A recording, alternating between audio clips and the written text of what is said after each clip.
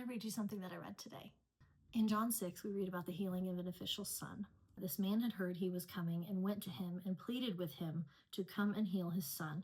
He said, "Sir, please come back with me before my son dies." The Lord says, "Go, your son will live."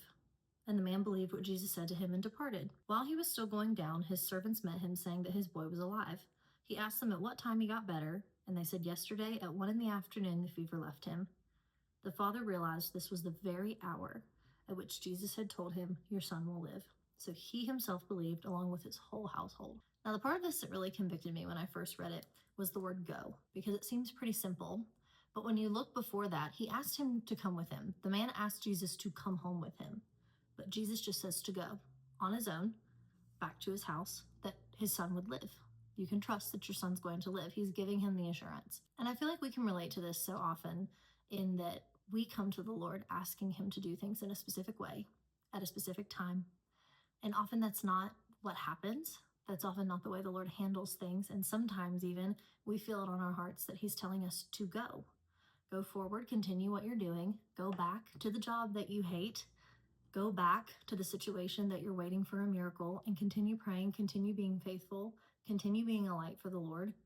And that might not be what we asked for, but that's what the Lord wants us to be obedient in. Because the Lord could have said, "Yes, I'll come back with you and I'll lay hands on the boy and he will live." But this required a different level of trust. So I ask you to ask yourself today, do you have the trust in the Lord that if he tells you to go and assures you he's taking care of it, that you would do so willingly, that you would do so happily?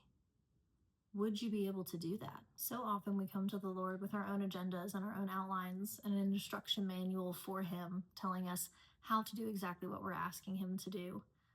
And I love this so much because he knows better. His way is above our ways. And all he asked him to do was go back and be faithful and trust. And it says at the very hour his son was healed, the same time, he wasn't even home yet. And the same can be said for us. He is working behind the scenes in our stories too. He is doing things behind the scenes that we don't even know about. And all he's asking us to do to be a part of it is to go and be faithful and trust in him. And I know that sounds a lot easier said than done, but it really is that simple. And so as you ask yourself this, where is he calling you to go? Where is the Lord calling you to go be faithful? So I encourage you, if this is you, to stay faithful, to keep leaning in, and to go where he's telling you to go. You can always trust him. Your situation and circumstance is better off with him than it is with you in your tight knuckle grip. We are better off with him. He is working everything out for the good of those that love him, and you can trust him.